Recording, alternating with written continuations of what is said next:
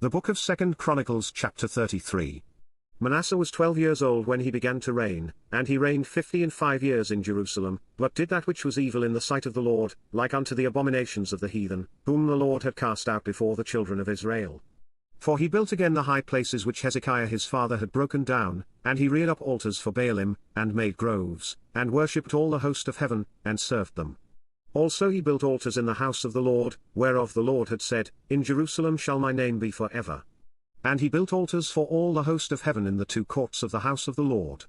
And he caused his children to pass through the fire in the valley of the son of Hinnom. Also he observed times, and used enchantments, and used witchcraft, and dealt with a familiar spirit, and with wizards. He wrought much evil in the sight of the Lord, to provoke him to anger.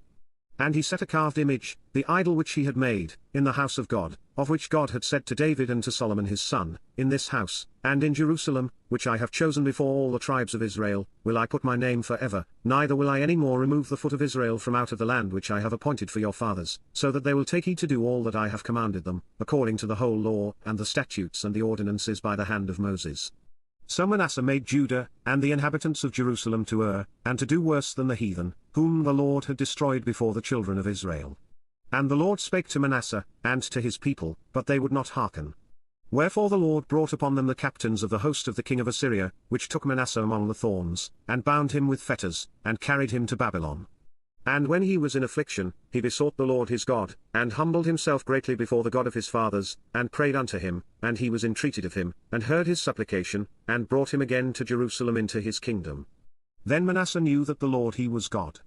Now after this he built a wall without the city of David, on the west side of Gihon, in the valley, even to the entering in at the fish gate, and compassed about Ophel, and raised it up a very great height, and put captains of war in all the fenced cities of Judah. And he took away the strange gods, and the idol out of the house of the Lord, and all the altars that he had built in the mount of the house of the Lord, and in Jerusalem, and cast them out of the city. And he repaired the altar of the Lord, and sacrificed thereon peace offerings and thank offerings, and commanded Judah to serve the Lord God of Israel. Nevertheless the people did sacrifice still in the high places, yet unto the Lord their God only. Now the rest of the acts of Manasseh, and his prayer unto his God, and the words of the seers that spake to him in the name of the Lord God of Israel, behold, they are written in the book of the kings of Israel.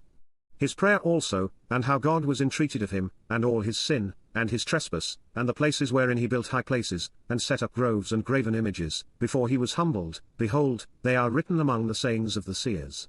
So Manasseh slept with his fathers, and they buried him in his own house, and Amon his son reigned in his stead. Amon was 22 years old when he began to reign, and reigned 2 years in Jerusalem. But he did that which was evil in the sight of the Lord, as did Manasseh his father, for Amon sacrificed unto all the carved images which Manasseh his father had made, and served them, and humbled not himself before the Lord, as Manasseh his father had humbled himself, but Amon trespassed more and more. And his servants conspired against him, and slew him in his own house. But the people of the land slew all them that had conspired against King Amon, and the people of the land made Josiah his son king in his stead.